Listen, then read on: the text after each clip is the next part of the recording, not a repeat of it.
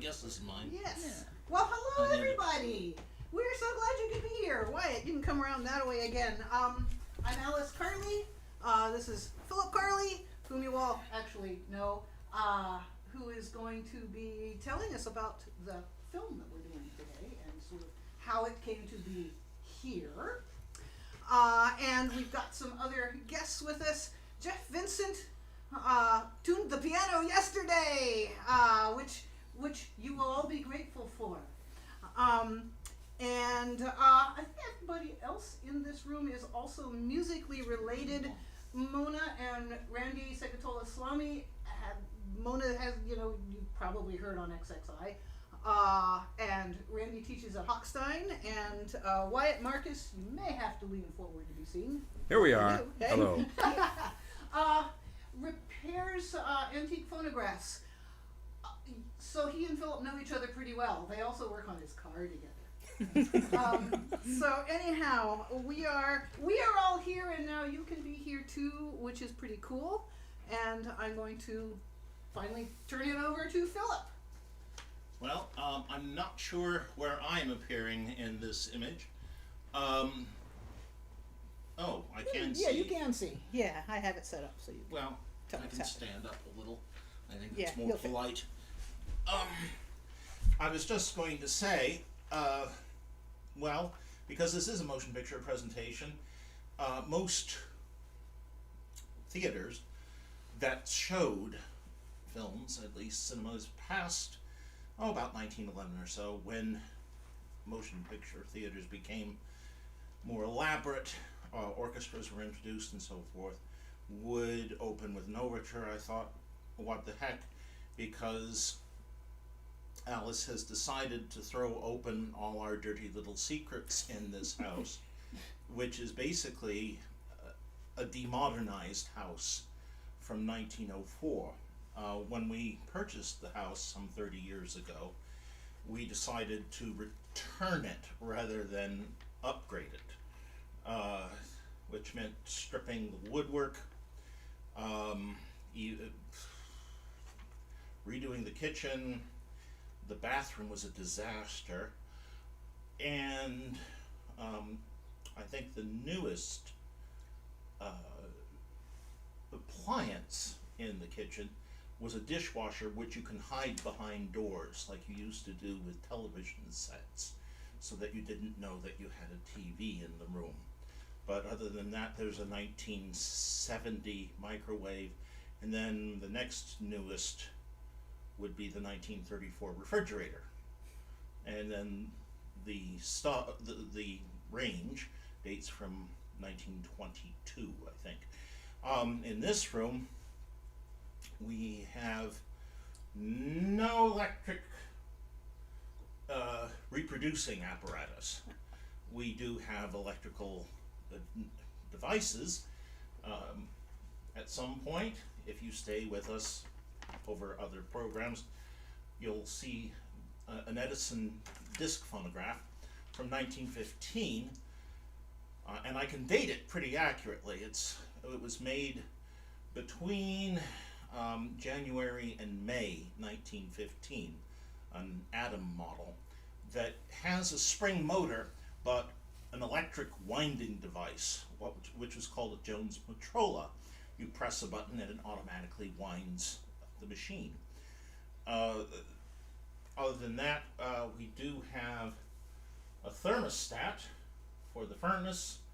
Well, it actuates the furnace electrically, but you have to wind the clock that goes with it to actuate the cam, so it's on a cycle. Why am I saying all this? Because I got off the track. Because cinemas that would have an orchestra would probably play an overture to try and educate the masses, the hoi polloi. The rubes. I don't know. It's a bit of high culture in a field that was looked down upon culturally, because cinema was not the legitimate theater.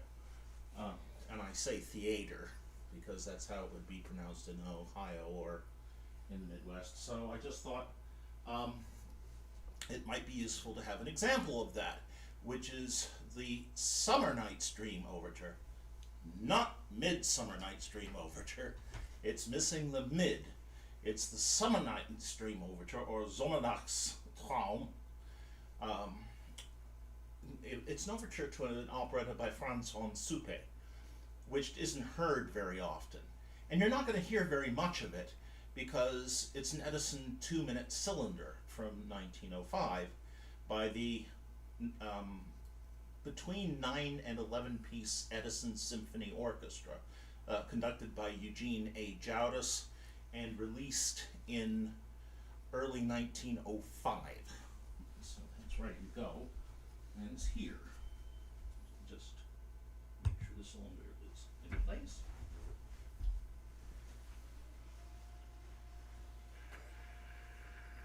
Summer Night's Dream Overture, played by the Edison Symphony Orchestra.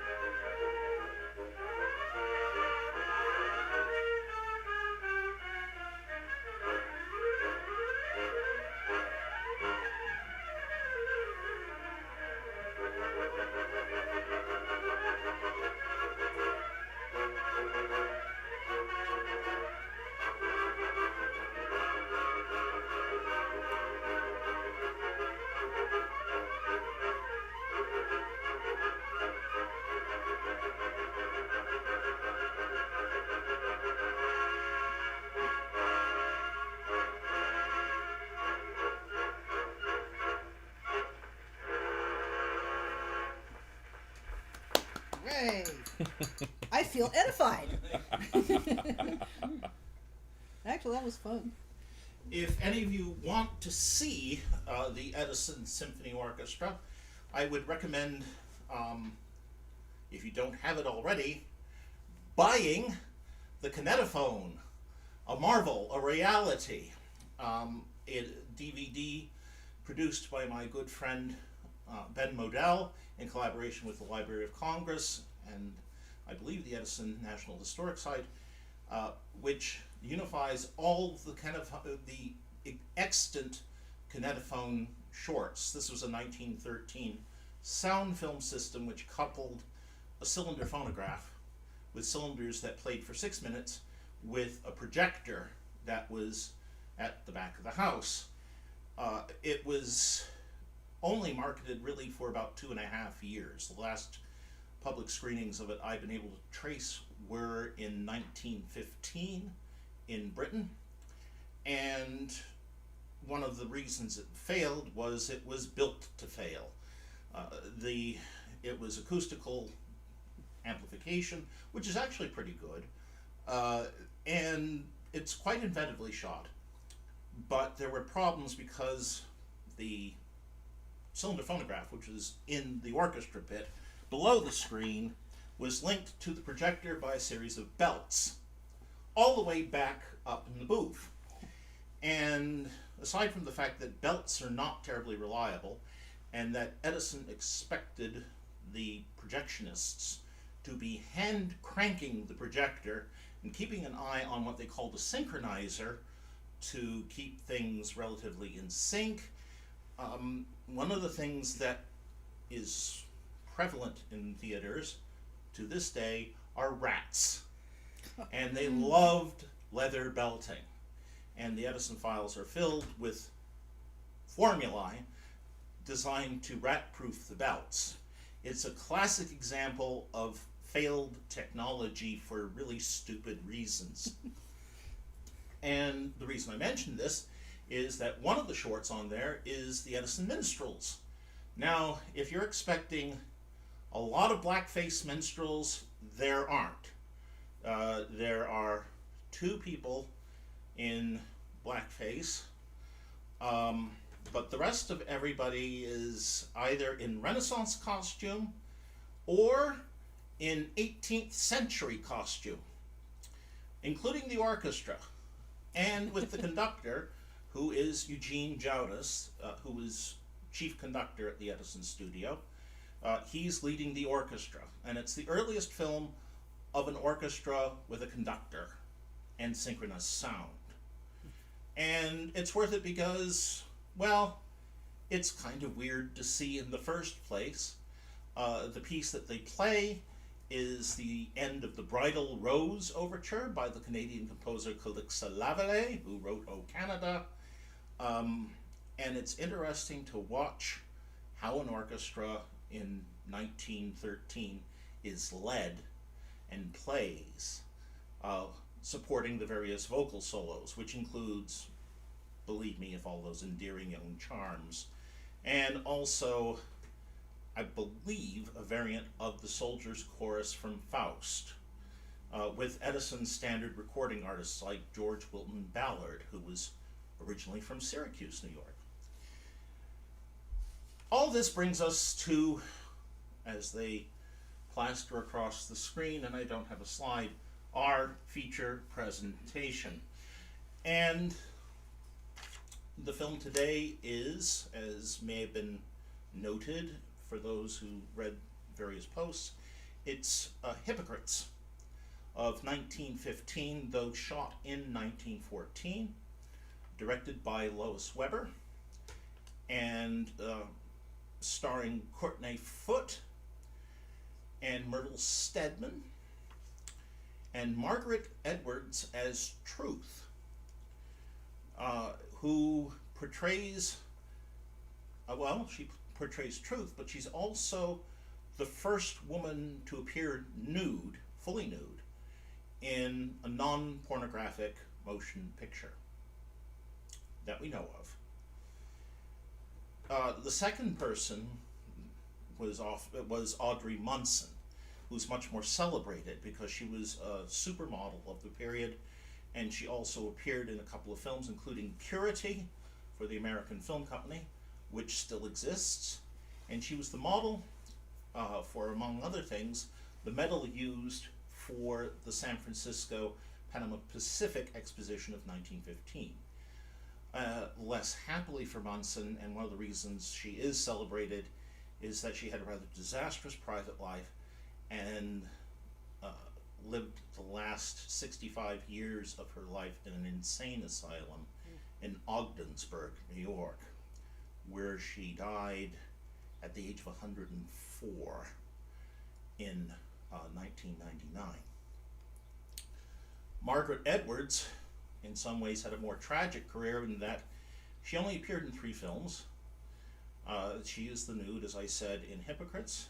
She appeared in 2 other films for Lois Weber, but she was only 47 when she died in 1929. Her nude scenes, by the way, which you will see in the film, were done in double exposure. Supposedly they were done on a closed set, which I find difficult to believe because they're almost all outdoors. But they're done very tastefully. However, let's get into the history of Hypocrites and Lois Weber herself. Weber herself, and I'll do this in a very potted version because we need to get on with things, was born in Allegheny City, Pennsylvania in 1879, which has since been incorporated into Pittsburgh. It became part of Pittsburgh in 1907. Her father was an upholsterer. The family was fairly religious and evangelizing in terms of they were like the Salvation Army. They would stand on street corners and preach. Can we have the fan, do you think? Yeah, I will turn that on right now. It is fairly hot here, though not as hot as Nickelodeon's were at the time. Oh, that's a lot better. Because I'm up close to it. Don't get too close. No, I don't. She had an unusual upbringing in that she was trained both as a singer and a pianist, and not in the theater at all. In fact, she was a good enough pianist that she toured as a concert pianist. She toured as a concert pianist, in fact, until she was nearly 30. She toured until early 1904.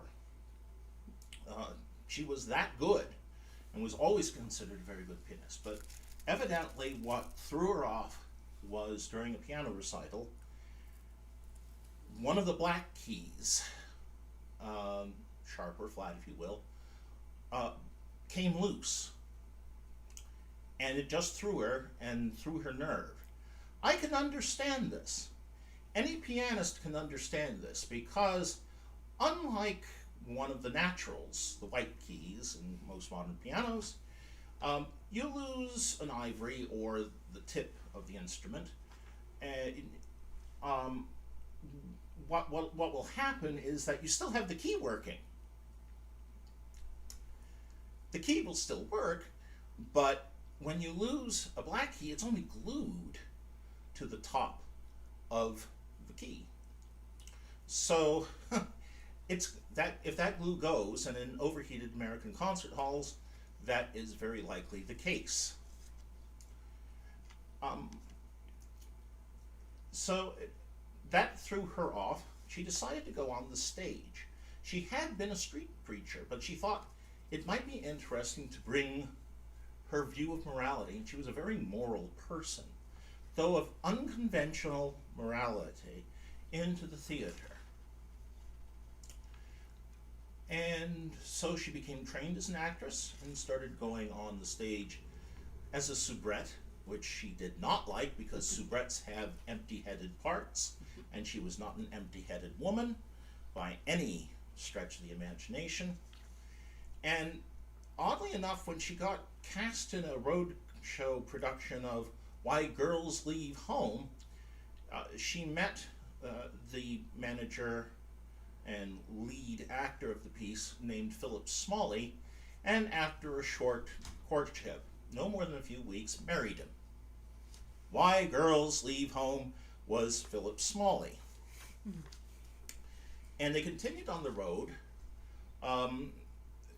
Weber became a housemaker for a few years, and then she started writing motion picture scenarios.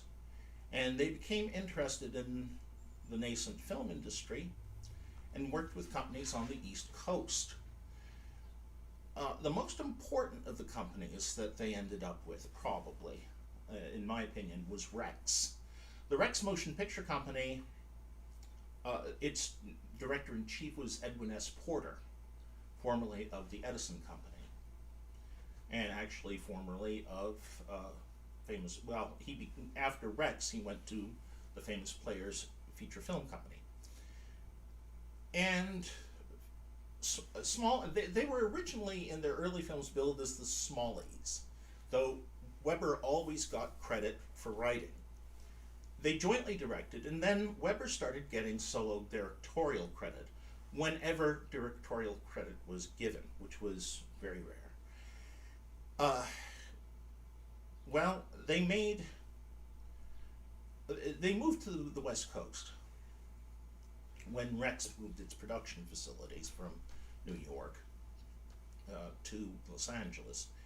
And it was in Los Angeles that Weber made her first feature, which was a four-reel adaptation of The Merchant of Venice.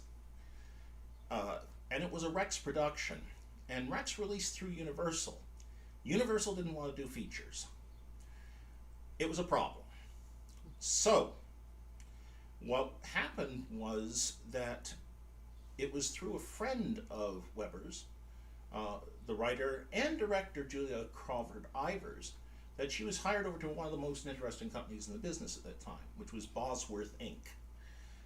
Bosworth was founded by the actor-director Hobart Bosworth, whom, in the interest of time, I would recommend that you look him up, unless you know his work already, for films such as Below the Surface and Behind the Door, as well as many, many, many, many other films, including the first film shot on the West Coast, which was The Count of Monte Cristo in 1908 for the Selig Polyscope Company.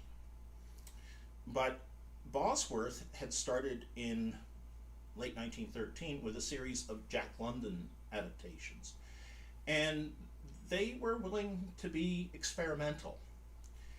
Bosworth released through Paramount, and one of the problems with Bosworth was Bosworth himself.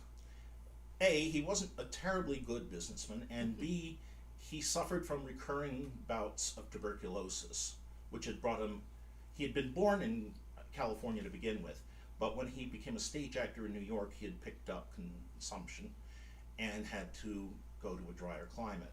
So his work was interspersed with periods of rest. And Julia Crawford-Ivers was actually the manager of the studio at the time that Weber and Smalley were hired. At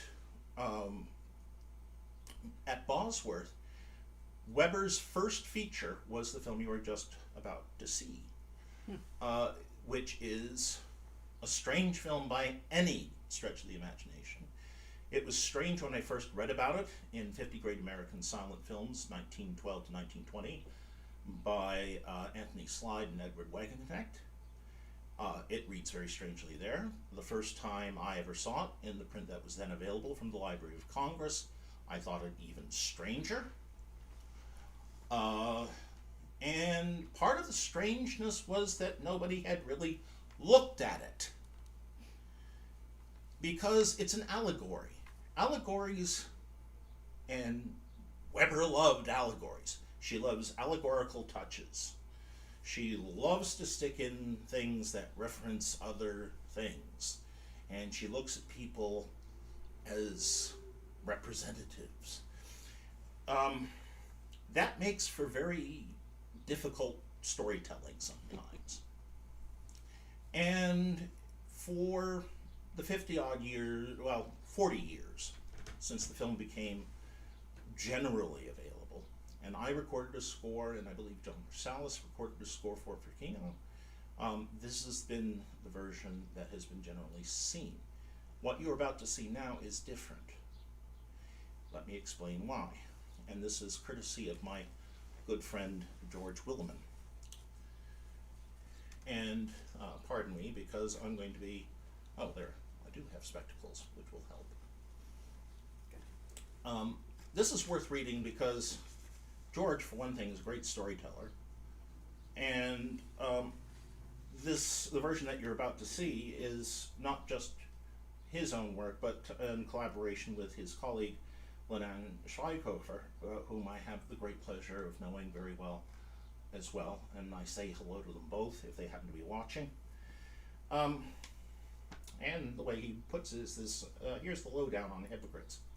The only surviving print of Hypocrites was held and preserved by the National Film and Sound Archive of Australia. The Library of Congress received black and white dupes from them several decades ago, and that is what our reconstruction is based upon. As Lenan and I put it together and were doing a little cleanup, we began to have issues with the way the story played out in the film. Everybody has had issues with the way the story plays out in the film.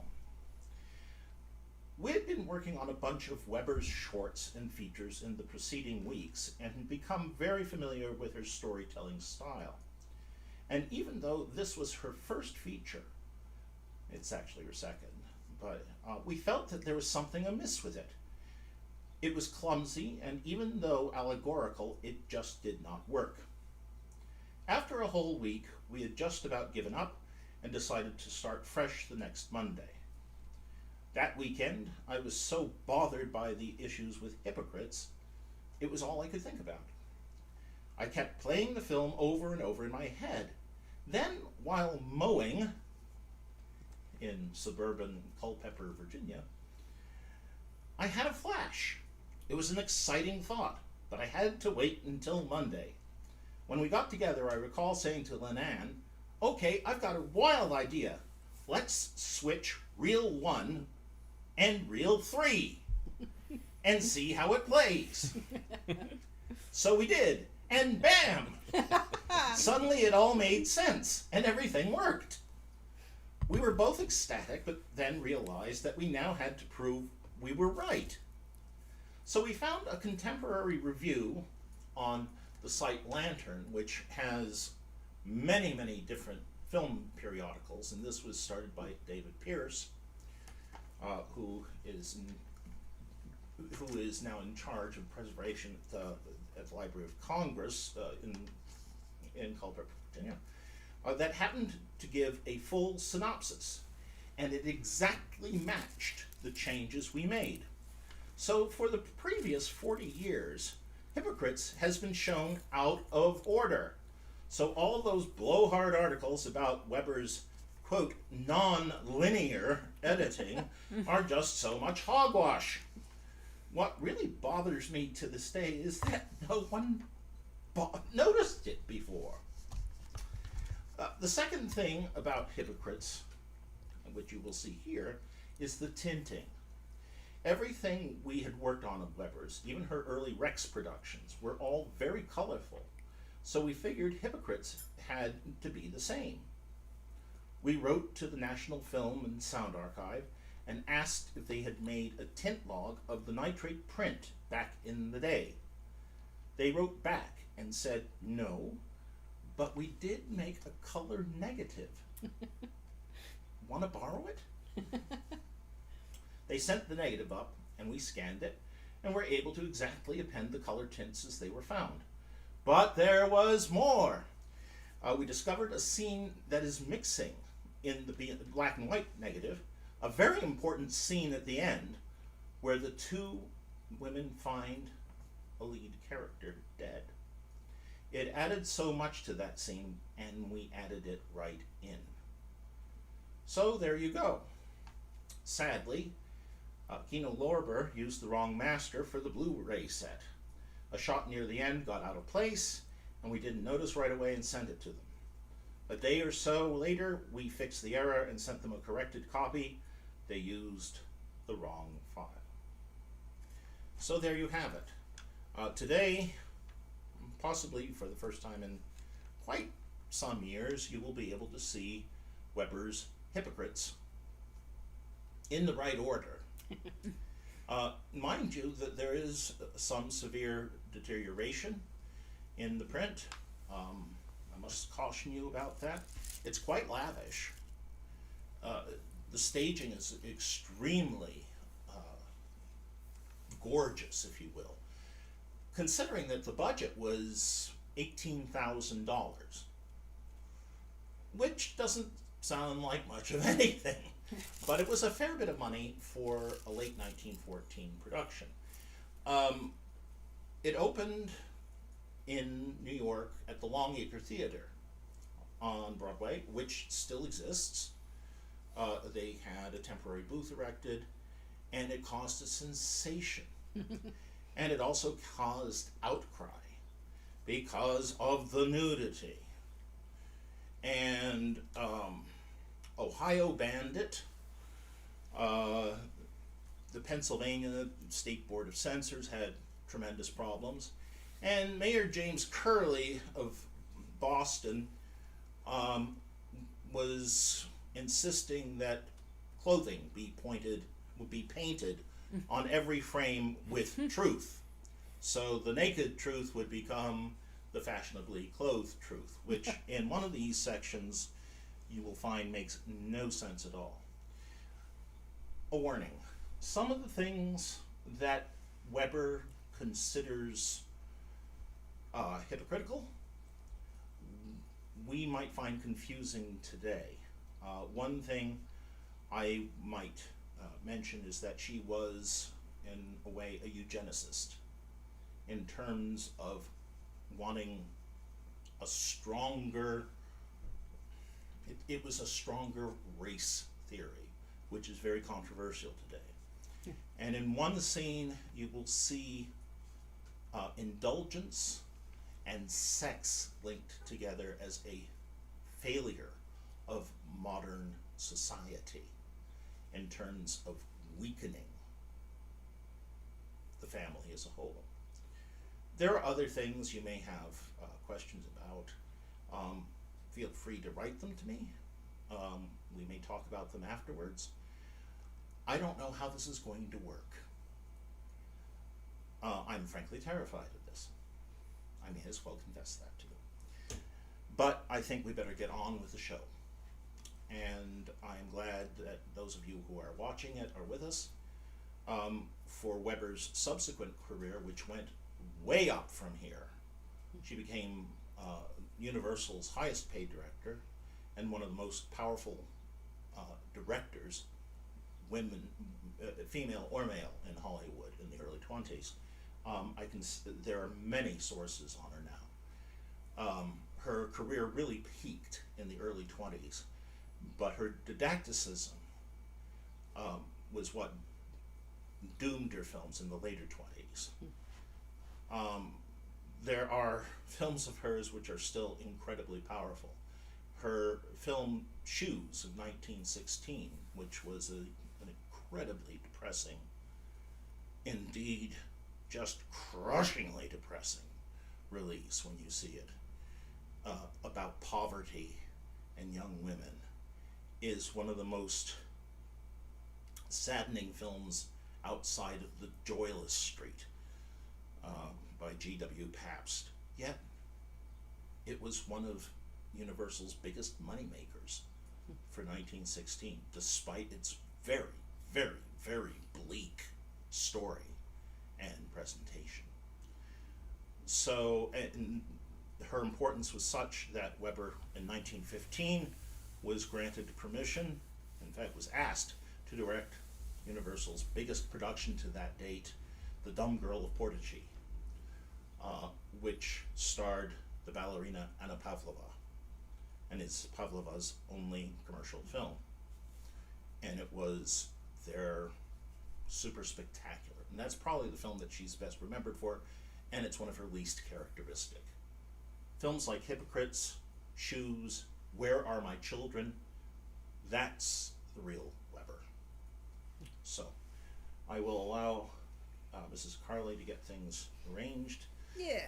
And why don't you head over to the piano? Jeff, if you can get that light there, I'm going to close a couple curtains just to make it easier. I will be switching the video, or the sort of the camera, to just a video feed, because I didn't think it would work very well to try to record this off of the screen.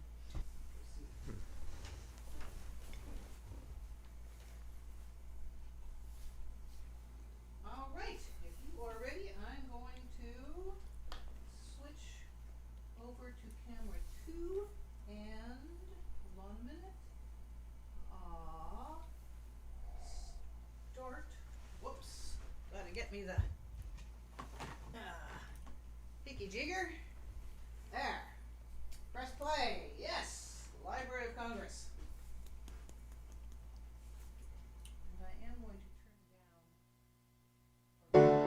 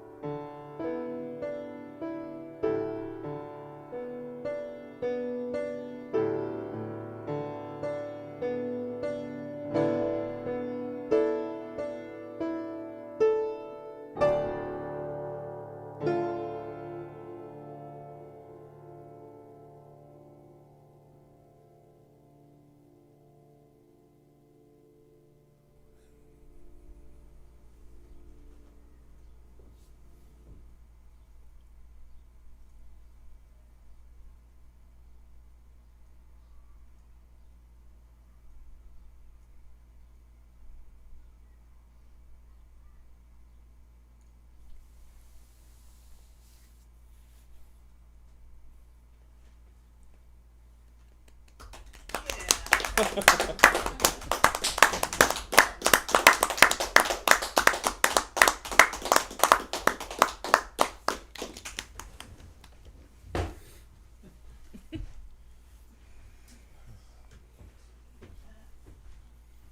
the depictor? Yeah.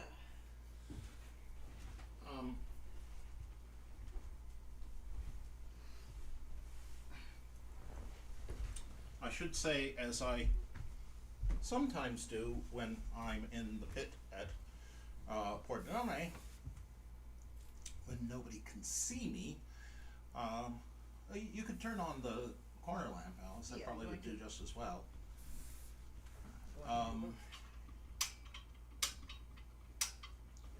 And maybe that light will do.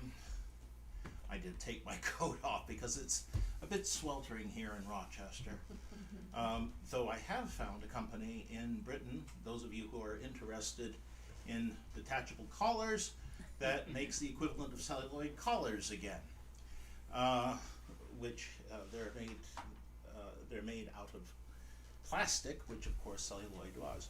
A couple of things I should mention about the picture. You only get to see a fleeting glimpse of her, but she is in a still from the film. In the sequence with politics, when you see everybody paying the boss off, there's a very stout woman coming through who's doing a payoff, who is probably a brothel keeper. That woman is actually Jane Darwell. Jane Darwell's best known part, for those of you in the know, is as the bird woman in Mary Poppins, which was also her last film role. But she was a stock actress at the time. As you can see, it is mostly outdoor photography, and this is one of the earliest films to actually credit cinematography, giving credit to Dal Clawson, who worked very closely with Weber, and who also George W. Hill. George W. Hill became a most important director in the 20s, particularly, with films like The Cossacks, and later on The Big House, to his credit, and the extremely wild The Secret Six, one of the strangest gangster pictures you'll ever see, in 1931, but an important figure. The rest of the cast, uncredited, of course, is Nigel de Bruyere, who's the man with the newspaper. He's one of the choristers looking over the paper in the choir. The irony is that he's one of the most ungodly people in this film, yet he tended to be cast in ascetic roles for the rest of his career. He was often a monk, or a visionary, a fanatic, because of his cadaverous looks. He got a very easy job being typecast that way. Yeah. Courtenay Foote, most of his career was during the teens, and Dal Clawson, as I said, as a cinematographer, was intimately tied up with Weber because he was a very inventive cinematographer. In Weber's best known and probably best film, The Blot of 1921, he developed a way that he could shoot indoor actual people's homes quite easily, despite the very slow exposure rate of the film of the time. And it's especially important in The Blot, which is the story of underpaid teachers. One that I think many of us can understand. Though in The Blot, the teacher is horrifically underpaid to starvation rates, which I hope none of you have reached that point. It's a little hard these days in the teaching profession. As soon as we have the next film up on the list, we'll announce it. I hope you enjoyed Hypocrites from this. There are very few Bosworth productions, and this may be, it may be one of two left to survive. The company really only lasted a year, 1914, late 1914 through 15, and because of Bosworth's health and management problems, it merged with Palace, P-A-L-L-A-S Pictures, for 1916, all releasing through Paramount. All these companies that we know of today, Universal and Paramount, were distributing corporations. So that Bosworth was on the Paramount program. They supplied films to Paramount, along with the Famous Players Feature Play Company and the Famous Players Film Company and the Jesse L. Lasky Feature Play Company. And Palace, also Palace Pictures, supplied films to Paramount. So there were several film companies supplying to Universal until about 1915, 1916. Then the industry became more consolidated, especially with the removal of foreign markets with the First World War. It basically opened up the American industry because we were the only country that were able to produce films in quantity for export, as we were still neutral. And through that means, we started taking over the world, a process which continues today. There you have it. Anyway, thank you. If there's anything you want to write me through the site, I will be very happy to answer you. And I appreciate your time this afternoon. You spent it with us. And the program will be up for viewing again. And feel free to correct me or beat me over the head. I have absolutely no shame and no energy left. Thank you very much. Yes, thank you all for joining us, and we will say good night, and now we can open up some more champagne.